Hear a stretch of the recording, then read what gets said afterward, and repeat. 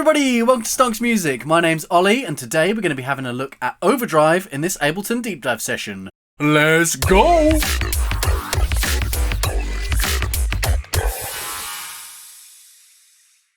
Right, so here we are back in the Ableton Manual. Let's jump straight into it. So note, the Overdrive effect is not available in Intro and Light editions. So that's only available for Standard and Suite users. Overdrive is a distortion effect that pays homage to some classic pedal devices, commonly used by guitarists. Unlike many distortion units, it can be driven extremely hard without sacrificing dynamic range. The distortion stage is preceded by a bandpass filter that can be controlled with an XY controller. To define the filter bandwidth, click and drag on the vertical axis. To set the position of the frequency band, click and drag on the horizontal axis. These parameters can also be set via the slider boxes below the XY display. The drive control sets the amount of distortion. Note that 0% does not mean zero distortion. Tone acts as a post-distortion EQ control. At higher values, the signal has more high-frequency content. The dynamic slider allows you to adjust how much compression is applied as the distortion is increased. At low settings, higher distortion amounts result in an increase in internal compression and makeup gain. At higher settings, less compression is applied. The dry-wet control adjusts the balance between the processed and dry signals. Set it to 100% if using Overdrive in a return track. Nice and simple, let's jump into Ableton and overdrive some stuff. Right, so here we are back in Ableton. As always, I'm going to start with Operator with a nice low sub note, just a pure sine. And let's grab Overdrive, chuck it on, and also let's grab our span to have a look. Now, I used to use Overdrive quite a lot. But in recent years I've kind of turned to using Saturator. I don't know why, I just kind of prefer the overtones. But I still use Overdrive with a very low dry wet just to kind of build up the overtones that it gives. It's quite a nice one for stacking a good few of them up. So let's have a look. First of all, there is our pure sine coming straight out of Operator. And then Overdrive turned on. We're just going to leave it in its default setting. Right click, there's no oversampling mode or anything like that, it just is what it is. So with the band pretty much full, dynamics 50, dry wet 50, let's have a look at what we get. So straight away you can see a good few overtones added. Because we have this band pass, we are losing some of that sub. So let's open that right up, and you can see you can't quite actually get everything with it. The closest we can get is about there, setting that 1 kilohertz in the middle and opening our bandwidth right the way up. So let's have a look now. Get a bit more of that sub in and a bit more of those high frequencies in. And if we turn dry wet all the way up to full wet, you lose kind of the initial sub. And this dynamics is quite interesting. So that's how much it's being compressed. Let's have a quick look.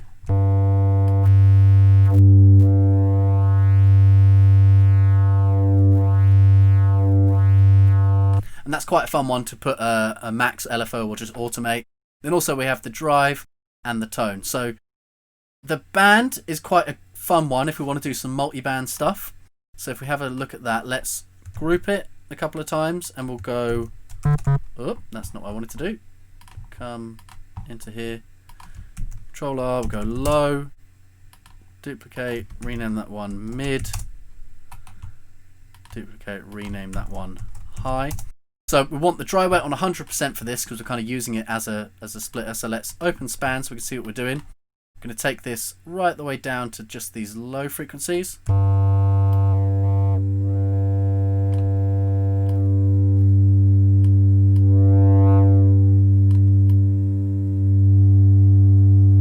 Cool, somewhere like that. Let's go to the mid next.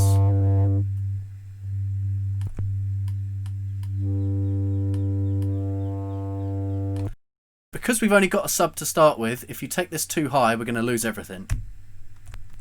Because we're band passing all of that. So we want to make sure there's some of those lows in there. Use this tone to get a bit higher.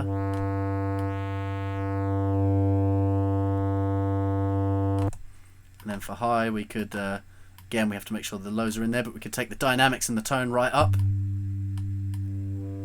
And set that drive up. So now we've got those three bands that we could work with separately. So the before and after.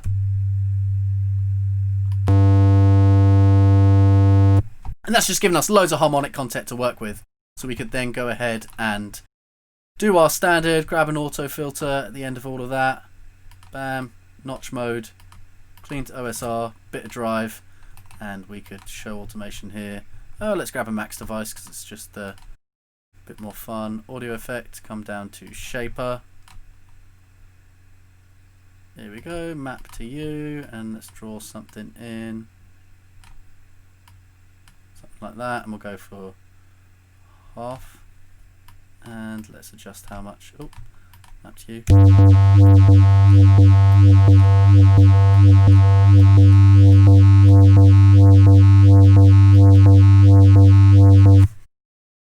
That auto filter can then have all of those harmonic frequencies to kind of work with. Also from here we could actually, just jumping back, go like the higher ones. Let's add some flanger to, and go, let's come back up here. The low one we could add a utility to, just to mono. Let's actually mono 100. And then the mids we could add some saturated to, for instance. I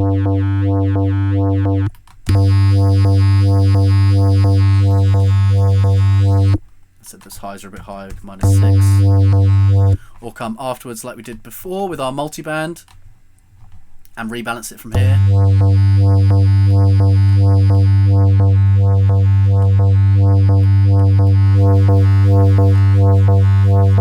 For instance. Right, so let's start again, and instead of splitting the overdrive, we're going to just slowly layer them on top of each other. So let's come down to our overdrive. We're going to set the dry wet to about 10%, and we can have this full spectrum to start off with, and then we'll start honing in on the sound. So if I grab my span as well, we can see what we're doing. Copy, paste, open you up. Originally we have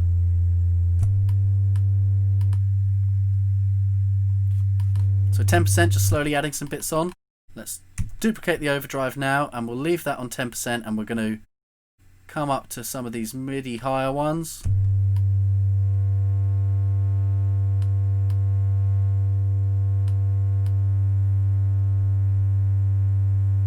That's quite nice. And let's duplicate that again, and let's come to some of these lower ones.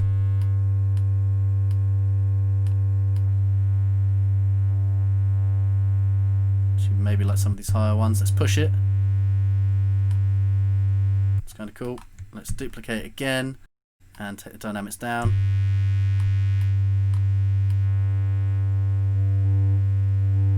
That's got kind of a nice honk in it. So that honk is at 212, right?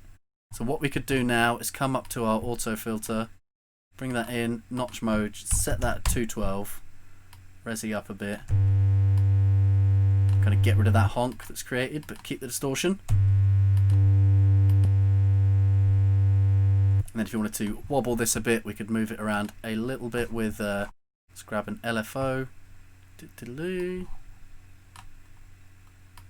map to that, but then we only want it to be like 10 and 20.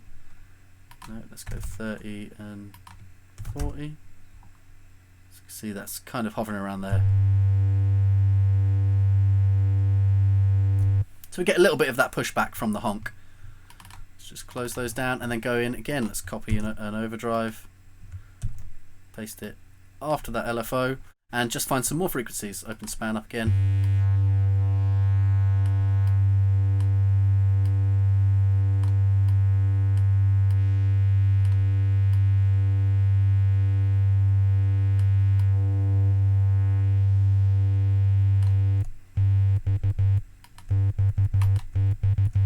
Add in a few more of those highs. So using a very low dry wet, you can kind of slowly build up the sound you want rather than just ramming it straight through a massive high distortion.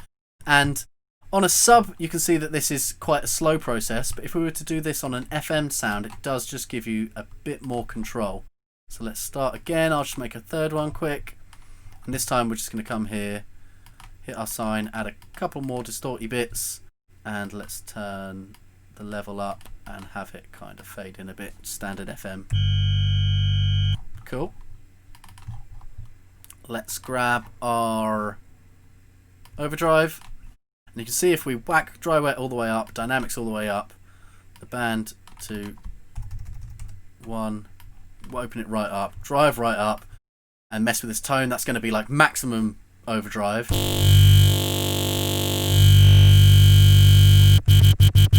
Which I mean is quite cool, but I think it's much nicer just to kind of slowly get yourself there. So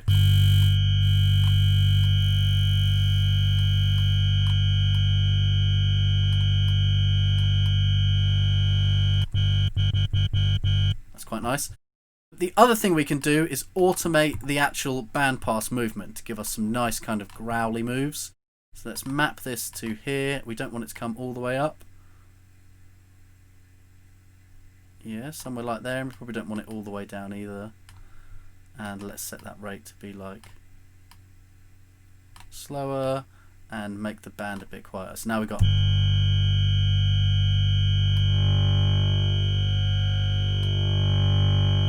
maybe not quite as low as that, even come up a bit more.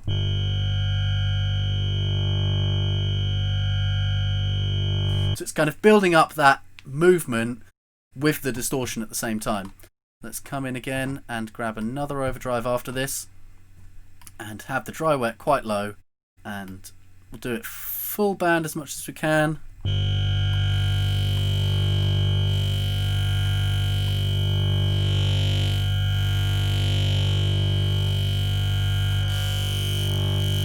Well, that's nice there.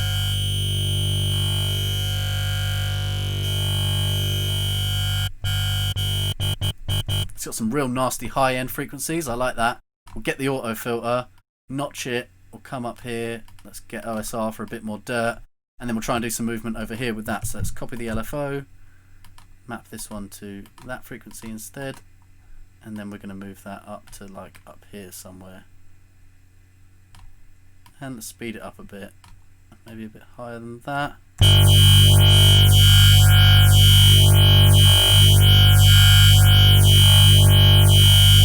So you've got that shoo-shoo at the top, and again we can come in with a multi-band. You can come in with whatever you want really to try and balance this back out. But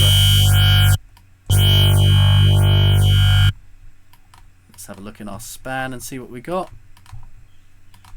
Copy, paste.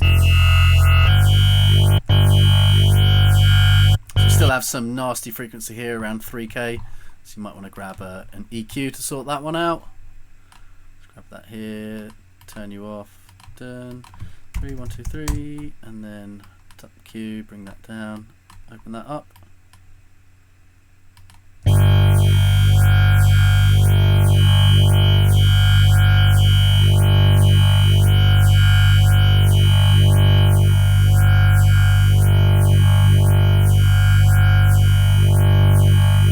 So now you've got some nice movement that's all come from adding these overdriven harmonics and then being able to move those harmonics about a bit. So that's the main thing that I use Overdrive for. I used to use it to give some bite to pads and other things to help them pop out, but nowadays I use Saturator for that a lot more, and we'll get to Saturator in a couple of episodes. So that pretty much does it for this one. Alright guys and girls, that'll do it for this episode of Deep Dive. As always, project files are down below if you want to get hold of those dirty basses. Don't forget to subscribe if you want to see more of these Deep Dive sessions, and I'll catch up with you lot next time. Bye!